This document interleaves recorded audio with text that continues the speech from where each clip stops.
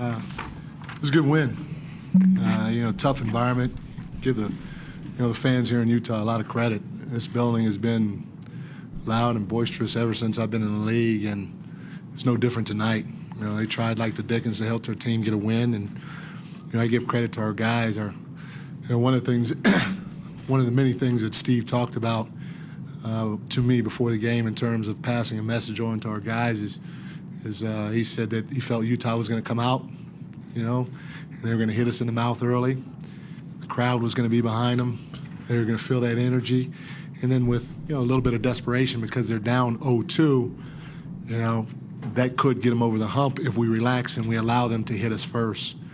So he said the biggest thing was to relay to our guys that we just needed to sustain. We needed to, at worst, sustain their initial hit and then figure it out as the game went along. And I told that to our guys, and I thought that's what happened.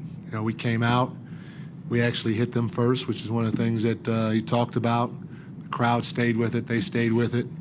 And then from there, it was an up and down game the rest of the time. Give our guys credit because they stayed poised. They could have caved at any time, especially in the third when Utah went on a run. But they just stayed with it. There's no panic involved or anything like that, especially during timeouts in the huddle. I tell you, to have 0 turnovers in the second half, it's amazing. That shows how much our guys were locked into this game. We always talk about, and Steve's preached it from day one, that offensively, we want to keep the game simple. We have enough scoring power out on the floor. If we keep the game simple, we'll be able to score and outscore most teams.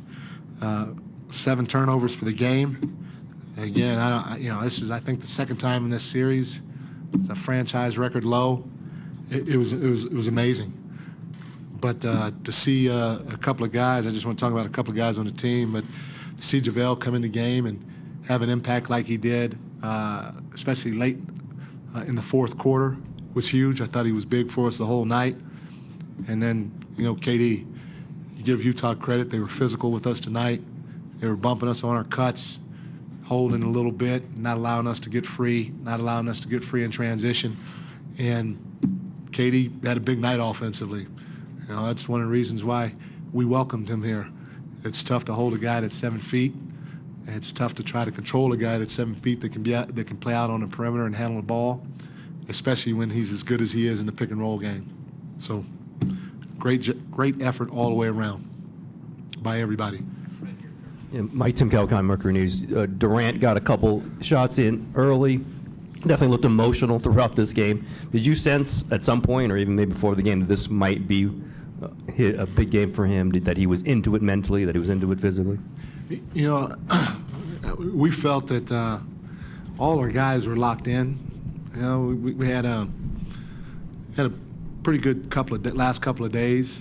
Our guys were saying the right thing and so on and so forth. Not just KD, but I'm talking the team in general. And then when he started getting going early, I just felt that it could be a big night for him, and it was. Marcus Thompson, Barry News Group. Coach, it looked for moments there like, you guys were agitated, with the refs, the crowd. Did you was it good for them to feel that and kind of fight through it? No doubt, and that's what I said earlier. Our poise was tremendous because there were a couple of times we could have fell off the wagon, but our guys, they reeled it in. They stayed composed, and they figured out how to get the job done. Mike, Ann Killian with the San Francisco Chronicle. I wanted to ask you about both the technicals. With the Draymond one, could you see that kind of coming, and were you trying to stop it? Because I think they called it when he was finally got back on the bench. And then what was your take on the flagrant with Kevin? Yeah, I didn't visually see it coming with Draymond. I knew he was at the end of the bench. And, Draymond has a loud voice. And I didn't even hear him yell anything. That's why I was surprised when Benny called a technical, because normally I would hear Draymond. And I didn't hear anything. And so I was just a little surprised that it did happen because he was at the end of the bench. But, Draymond composed himself, and he came out and played a tremendous rest of the game for us. And then, KD, I didn't see it, but Katie said Gobert shot an elbow at him. And, if he did, that's a dangerous play for anybody to receive an elbow from somebody like that, And Katie's going to stand up for himself, and it's basically what he did. John Kuhn, Sports Exchange. Steph had kind of a tough night shooting. At one point, he missed like 9 or 10 shots in a row, but then he came up with a couple of huge baskets for you guys late. What can you say about what his approach was offensively, that he was able to kind of work through that skid and find its rhythm late? That's the luxury of having, guys out on the floor that can score for you. And, Clay had a tough night too, but, with KD having it going, he kind of offensively made big shots and carried us throughout the course of the game. And a guy like Steph, you don't worry much about it because sooner or later he's going to hit one. And then when he does hit one, you just kind of go, uh-oh. And I'm sure the other team goes, uh-oh. And next thing you know, that one turns into 3 out of 4 or 5 in a row. So we knew at some point he was going to get himself going, and he did. So it didn't surprise me when he started making baskets. We just wanted him to stay with it the entire night, and he did. Mike, looked like you were repeatedly going Durant on the screen roll. Yeah. I don't know if attacking is the right word, but getting him on Gobert. What is the thinking there? Obviously, Gobert is an incredible defensive player. Is it also to get him involved on having to guard one guy and see what happens from there? Yeah, Gobert's 7 feet, and when we sprint somebody into a ball screen, especially with KD, that creates a little bit of separation. Gobert, he's doing what he's supposed to do. He wants to protect the paint, so he's down the floor quite a bit. And when we play pick and roll with KD, if whoever Gobert's guarding sets a solid screen, KD's going to come off wide open. And KD can shoot from 25 feet, 20 feet, 17 feet, or get to the rim. It doesn't matter. So that puts Gobert in a predicament. He's got a 7-footer coming at him, going downhill. And most 7-footers defensively, their instinct is to start retreating.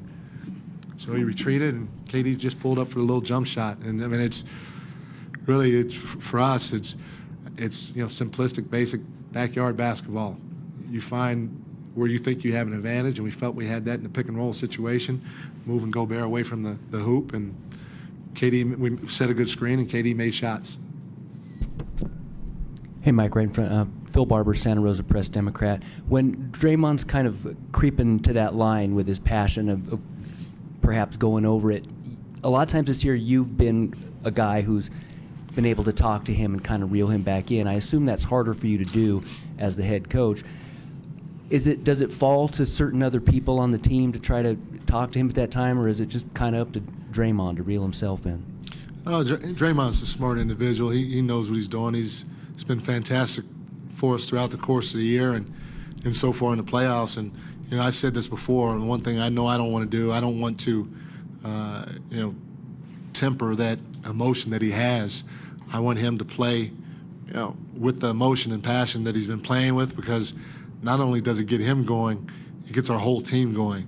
And I do feel he's smart enough to handle a situation even when things get a little fiery out there. And then we have a lot of veterans, David West, Andre. We got some good veterans that can help out in that area, plus the coaching staff. We got all these guys been together a long time, so it's not a concern. Great, thank you. We've got a couple of Thank you. A couple of notes for the 7 turnovers.